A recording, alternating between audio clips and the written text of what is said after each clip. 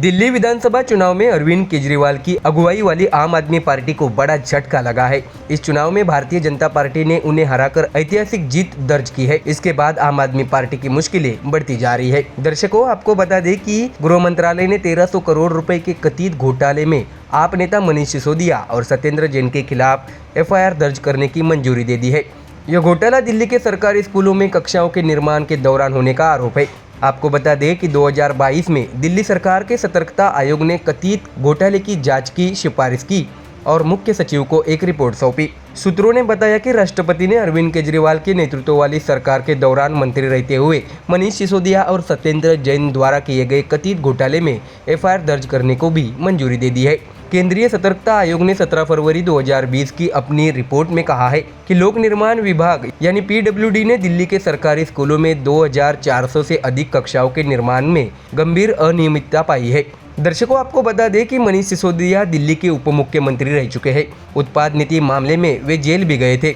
वही money laundering मामले में सत्येंद्र जैन से जांच चल रही है। अब जब गृह मंत्रालय ने मंजूरी दे दी है तो आम आदमी पार्टी के दोनों नेताओं की मुश्किलें बढ़ने की संकेत मिल रहे हैं। ये दोनों नेता फिलहाल जमानत पर जेल से बाहर है। आपको बता दें कि शराब घोटाले के आरोप के बाद दिल्ली के पूर्व उप मुख्यमंत्री मनीष सिसोदिया को CBI ने गिरफ्तार कर लिया था।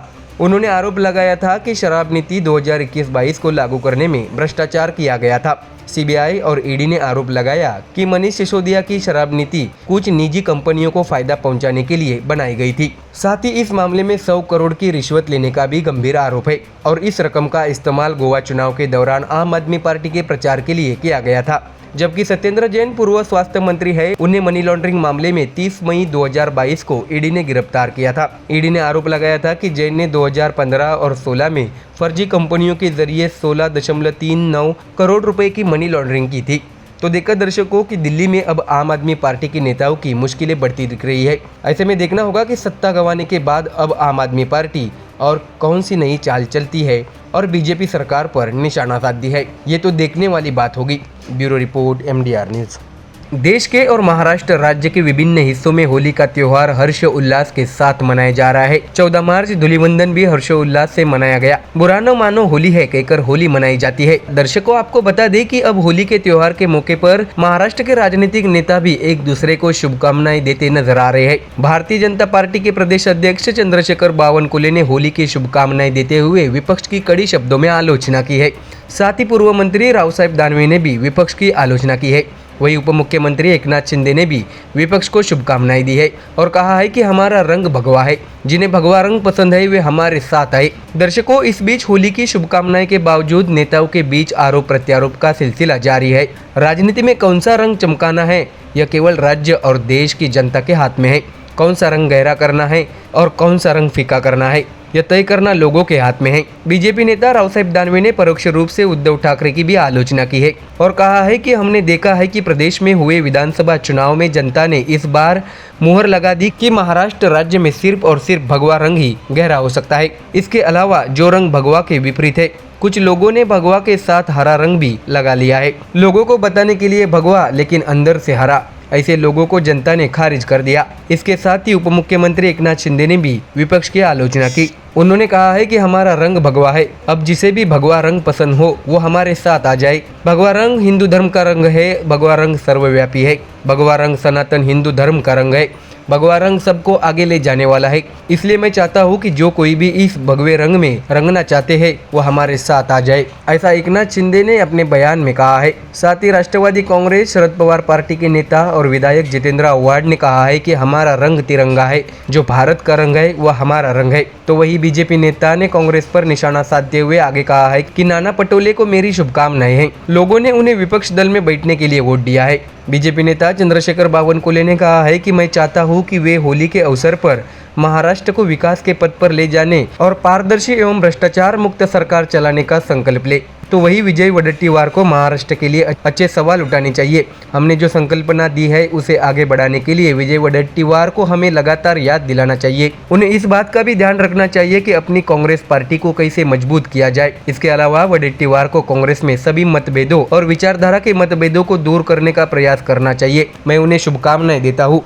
ऐसा चंद्रशेखर बावनकुले ने समाचार चैनल से बात करते हुए कहा। तो वही उन्होंने उद्धव ठाकरे पर भी राजनीतिक निशाना साधा। उन्होंने कहा है कि मैं उद्धव ठाकरे ठाकरे से अनुरोध करता हूँ कि वह हर दिन सदन में आए और राज्य सरकार को अच्छी अच्छी बातें कहे, क्योंकि उद्धव ठाकरे कभी कभार ही हॉल में आते हैं। ऐसी मौज काटते हुए चंद्रशेखर बावनकुले ने उद्धव ठाकरे को कड़ी सलाह दी है।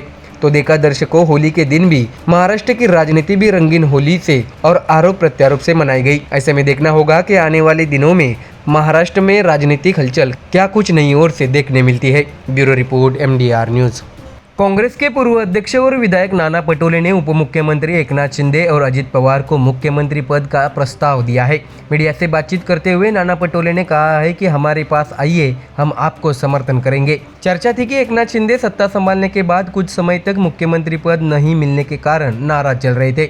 इस पर अब महाविकास आघाड़ी में घटक दल शिवसेना उद्धव ठाकरे पार्टी के नेता संजय राउत ने अपनी प्रतिक्रिया दी है। शनिवार को हुई प्रेस कॉन्फ्रेंस में संजय राउत ने कहा है कि नाना पटोले की प्रतिक्रिया पर मैं क्या कहूँगा, मेरी जुबान की बातें बंद है। साथ ही क्या सुधीर मुनगंटीवार ने भी उनके प्रस्ताव में है, इसकी भी जांच होनी चाहिए। नाना पटोले हमारे सहयोगी है, वह कांग्रेस पार्टी के वरिष्ठ नेता है और विधानसभा अध्यक्ष का पद भी संभाल चुके हैं।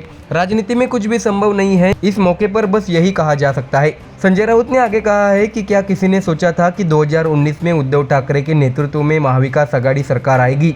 किसी ने नहीं सोचा था कि 2.5 साल बाद एक असंवैधानिक और आधी अधूरी सरकार सत्ता में आएगी। उसके बाद क्या किसी ने सपने में भी सोचा था कि 2024 में देवेंद्र फडणवीस को इतना बड़ा बहुमत मिलेगा। ऐसा इस दौरान संजय राउत ने मीडिया से बात करते हुए कहा। संजय राउत ने नाना पटोले के बयान पर सीधे तौर पर विरोध नहीं करते हुए कहा कि राजनीति में सब कुछ संभव है। हम उन लोगों में से है जो मानते हैं कि राजनीति में सभी संभावना पर विचार करके ही अगला कदम उठाया जाना चाहिए। उन्होंने ये भी स्पष्ट किया कि अगर नाना पटोले ने किसी को प्रस्ताव दिया है और उनका प्रस्ताव स्वीकार कर लिया गया है तो हम निश्चित रूप से उनसे चर्चा करेंगे। महाराष्ट्र में जिस तरह से पर्दे के पीछे राजनीति चल रही है, हम नाराजगी को बढ़ते देख रहे हैं, टक्कर साफ दिख रही है, जिसे देखते हुए नाना पटोले ने ऐसा बयान दिया होगा। संजय राउत ने यह भी कहा है कि उन्हें थोड़ा इंतजार करना चाहिए था। तो वही चर्चा है कि एनसीपी शरद चंद्र पवार पार्टी के प्रदेश अध्यक्ष जयंत पाटिल कुछ बयानों के कारण पार्टी में असहज है। इस पर अलग अलग चर्चाएं सामने आने के बाद उन्होंने अपनी स्थिति स्पष्ट की। उन्होंने ये भी कहा है कि वह शरद पवार के नेतृत्व में ही काम करेंगे। जब संजय राउत से इस बारे में पूछा गया तो उन्होंने कहा कि जयंत पाटिल अपनी पार्टी में अच्छा काम कर रहे हैं। जयंत पाटिल महाविकास आघाड़ी के सबसे अहम सहयोगी है, वो शरद पवार के बेहद भरोसेमंद नेता है। संजय राउत ने यह भी कहा है कि जयंत पाटिल के बारे में कोई अफवाहें न फैलाए। कैबिनेट में शामिल न किए जाने को लेकर सुधीर मुनगंटीवार की नाराजगी की चर्चा समय समय पर होती रहती है। वे इस मुद्दे को बजट सत्र में आक्रामक तरीके से उठा रहे हैं। तो क्या सरकार में विपक्ष की भूमिका एक विधायक निभा रहा है? ऐसा सवाल संजय राउत से पूछा गया। इस पर उन्होंने कहा कि क्या नाना पटोले ने एकनाथ शिंदे और अजित पवार को जो ऑफर दिया था उनमें सुधीर मुनगंटीवार भी शामिल है, इसकी जांच होनी चाहिए। तो देखा दर्शकों, संजय राउत ने अपने बयान से कांग्रेस सहित सरकार को भी आड़े हाथों लिया है। ऐसे में इस पर क्या पलटवार होता है, ये तो देखने वाली बात होगी। Bureau report MDR news. नमस्कार दोस्तों, खबर है कि महाराष्ट्र में विधानसभा चुनाव के दरमियान महायुति ने महिलाओं के लिए लाडली बहन योजना की शुरुआत की थी, जिसका फायदा होते हुए महायुति को नजर भी आ रहा है। बता दें कि इस योजना में हर महीना महिलाओं के लिए 1500 रुपये दे दिए गए थे। दरमियान प्रचार चुनाव में महायुति द्वारा ये भी आश्वासन दिया गया था कि अगर हमारी सरकार दोबारा सत्ता में आती है तो 1500 की जगह 2100 रुपये हर महीना महिलाओं को दिए जाएंगे। हालांकि महायुति के इस चुनावी दाव में उन्हें जमकर वोट मिले और बीजेपी, शिवसेना, एनसीपी की सरकार फिर से महाराष्ट्र की सत्ता में आ गई। दर्शकों, आपको बता दें कि सरकार तो बन गई, लेकिन अभी तक जो महायुति द्वारा चुनावी घोषणा आश्वासन दिया गया था वो पूरा होते हुए नजर नहीं आ रहा है। दर्शकों, आपको बता दें कि जो 1500 रुपये की बजाय 2100 रुपये दिए जाने की घोषणा हुई थी उस पर अभी तक कोई सख्त एक्शन लेते हुए सरकार नजर नहीं आ रही है। ऐसे में अब महाराष्ट्र में बीजेपी सरकार विपक्ष के निशाने पर आते नजर आ रही है। दर्शकों, पूरी खबर यह है कि अब लाडली बहन योजना पर बात करते हुए कांग्रेस ने बड़ा दावा पेश किया है। बता दें कि कांग्रेस सांसद कल्याण काले ने बड़ा बयान देकर सबको चौंका दिया है। अपने बयान में काले ने कहा है कि 50 लाख लाडली बहनों की जांच की जा रही है। साथ ही कांग्रेस सांसद ने यह भी कहा है कि अब धीरे धीरे लाडली बहन योजना बंद होने की कगार पर है। मीडिया को संबोधित करते हुए कांग्रेस सांसद के इस दावे पर अब राजनीतिक चर्चा का माहौल महाराष्ट्र की राजनीति में गर्म हुआ है। जानते हैं विस्तार से कि आखिर कांग्रेस सांसद ने क्या कहा है। सरकार की योजना पर तंज कसते हुए उन्होंने कहा है कि लाडली बहन योजना में जांच का आंकड़ा आप लोगों तक 9 लाख तक आया है, लेकिन मेरी जानकारी में यह 18 लाख है और आगे आगे यह 50 लाख तक जाने वाला है। कांग्रेस सांसद ने कहा है कि मैं आपको बस यही कहना चाहता हूँ कि अब ये लाडली बहन योजना धीरे धीरे बंद होने की कगार पर है। सांसद ने कहा है कि यह लाडली बहन योजना नहीं थी, बल्कि सरकार की तिजोरी से वोट की खरीदारी करने का कार्यक्रम था। ऐसा जबरदस्त बड़ा आरोप कांग्रेस पार्टी द्वारा बीजेपी सरकार पर साधा गया है। उन्होंने कहा है कि लाडली बहनों को लगा था कि यह योजना पूरी तरह उन्हीं के लिए है, हालांकि वह वोट खरीदारी का एक मार्ग था। कांग्रेस सांसद ने यह भी कहा है कि महायुति सरकार के दिखाने के दांत अलग और खाने के दांत अलग है। सरकार ने अब लगभग 50 लाख महिलाओं की जांच शुरू कर दी है और अब बात यह है कि उन महिलाओं का नाम योजना से कैसे कम किया जाएगा। लेकिन ये लाखों बहनें धोखा खा रही है। अगर कोई इस तरह से हमारी बहनों का इस्तेमाल चुनाव के लिए करने जा रहा है तो हम सरकार से सत्र में इसका जवाब मांगेंगे, ऐसा भी कल्याण काले ने कहा है। तो देखा दर्शकों, कैसे महाराष्ट्र की विधानसभा चुनाव के बाद फिर से राजनीतिक माहौल गर्म होने लगा है। ऐसे में सरकार द्वारा कांग्रेस के इस आरोप पर क्या जवाब दिया जाता है, ये देखने वाली बात होगी। Bureau report, MDR news. दोस्तों, दिल्ली विधानसभा चुनाव के नतीजे के बाद देश में राजनीतिक माहौल उफान पर है। मोदी शाह के सामने राजनीतिक पटल पर विपक्ष कमजोर नजर आ रहा है। ऐसे में बीजेपी ने केजरीवाल को दिल्ली की सत्ता से दूर कर दिया और 27 साल बाद फिर से दिल्ली की विधानसभा चुनाव पर बीजेपी ने अपनी पकड़ हासिल की। दर्शकों, बता दें कि एक के बाद एक विधानसभा चुनाव में बीजेपी की भारी भरकम जीत ने विपक्ष की नींद उड़ाकर रख दी है। ऐसे में अब दिल्ली चुनाव के बाद अब सभी राजनीतिक पार्टियों का मोर्चा बिहार की ओर मुड़ता नजर आ रहा है। क्या है खबर, और क्या दिल्ली के बाद बीजेपी ने बिहार में जीत पाने का प्लान किया है या फिर नीतीश कुमार कुछ राजनीतिक खेल करने के लिए तैयार है? इस खबर में हम सब जानेंगे विस्तार से। बता दें कि बिहार में इस साल नवंबर के अंत तक विधानसभा चुनाव होने की संभावना है। इसके लिए सत्ता पक्ष ने अभी से ही जोरदार तैयारी शुरू कर दी है। बिहार में नीतीश कुमार के नेतृत्व वाली बीजेपी जेडीयू सरकार का दूसरा कैबिनेट विस्तार बुधवार 26 फरवरी को हुआ। इस मौके पर बीजेपी के 7 विधायकों ने मंत्री पद की शपथ ली। दिलचस्प बात यह है कि जिन नए चेहरों को कैबिनेट में मौका मिला है उनमें अलग अलग समुदायों के विधायक शामिल है।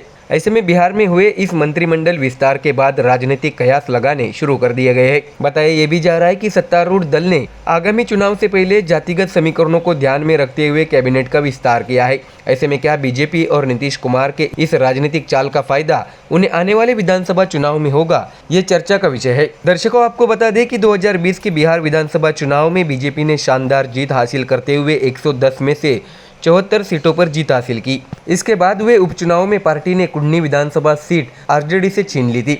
नतीजा ये हुआ कि बिहार विधानसभा में बीजेपी की विधायकों की संख्या बढ़कर 75 हो गई। यही नहीं रुकते हुए बीजेपी ने विकासशील इंसान पार्टी के 3 विधायकों को अपनी ओर मोड़ लिया और विधायकों की संख्या 78 तक पहुंचा दी। 2024 के विधानसभा उपचुनाव में बीजेपी ने 2 और सीटें जीती। इस तरह कागज पर अब बीजेपी के पास कुल 80 विधायक है। मुख्यमंत्री नीतीश कुमार के नेतृत्व वाली जनता दल यूनाइटेड यानी जेडीयू ने 2020 के विधानसभा चुनाव में 115 सीटों पर चुनाव लड़ा था। पार्टी ने इसमें से सिर्फ 43 सीटों पर सफलता हासिल की। दूसरी ओर तेजस्वी यादव के नेतृत्व वाली आरजेडी ने विधानसभा में 144 सीटों पर चुनाव लड़ा और 80 सीटों पर शानदार जीत हासिल की। हालांकि उपचुनाव में 2 सीटें हारने के बाद पार्टी में विधायकों की ताकत 78 हो गई है। कांग्रेस ने बिहार में 70 सीटों पर उम्मीदवार उतारे थे। पार्टी को उनमें से सिर्फ 19 सीटों पर जीत मिली है। दर्शकों, बता दें कि वर्तमान में बिहार में नीतीश कुमार के नेतृत्व वाली एनडीए गठबंधन की सरकार है और कांग्रेस, आरजेडी और वामपंथी दल विपक्ष में बैठे हैं। ऐसे में आने वाले बिहार विधानसभा चुनाव पर पूरे देश की नजर होने वाली है कि इस बार सरकार कौन और कैसे बनाता है। ऐसे में एनडीए ने अपनी रणनीति बनानी शुरू कर दी है। महाराष्ट्र, हरियाणा और दिल्ली में भाजपा की जीत से बनी गति पर सवार होकर एनडीए का लक्ष्य बिहार में 243 में से 225 सीटें जीतने का है। हालांकि राजनीतिक विश्लेषकों की माने तो आने वाले चुनाव में बीजेपी के लिए चुनौती रहने वाली है, क्योंकि आरजेडी के युवा नेता और पूर्व उप मुख्यमंत्री तेजस्वी यादव ने राज्य में बेरोजगारी का मुद्दा उठाया है। इसके अलावा सत्तारूढ़ दल को सत्ता विरोधी लहर का भी सामना करना पड़ सकता है। आरजेडी संस्थापक लालू प्रसाद यादव ने अपने उत्तराधिकारी के तौर पर औपचारिक रूप में तेजस्वी यादव को आगे कर दिया है। तो वही दर्शकों, आपको ये भी जानकारी दे कि बिहार में जीत के लिए बीजेपी ने अपनी तैयारी शुरू कर दी है।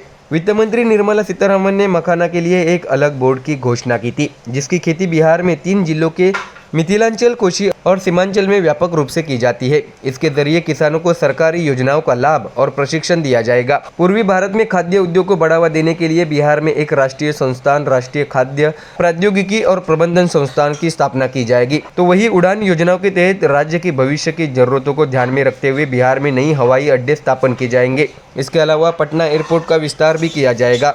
तो वही दर्शकों, आपको हुए मंत्रिमंडल विस्तार पर जानकारी दे कि बिहार में फिलहाल नीतीश कुमार की नेतृत्व वाली कैबिनेट में 30 मंत्री है, जिसमें बीजेपी के 2 उप मुख्यमंत्री समेत 15 मंत्री है, जबकि जेडीयू के 13 मंत्री है। इसके अलावा केंद्रीय मंत्री जीतन राम मांझी की पार्टी हिंदुस्तानी अवाम मोर्चा के सुमित कुमार सिंह को मंत्री पद मिला है। बता दें कि बिहार कैबिनेट में अधिकतम 36 मंत्री हो सकते हैं। कुल मिलाकर बिहार में आगामी विधानसभा चुनाव का मुकाबला कड़ा होने वाला है। यह देखना अहम होगा कि इस चुनाव में बीजेपी जीतेगी या विपक्ष सत्ता पर कब्जा करेगा। ये तो आने वाले चुनावी राजनीति और नतीजों पर निर्भर है। Bureau report MDR news.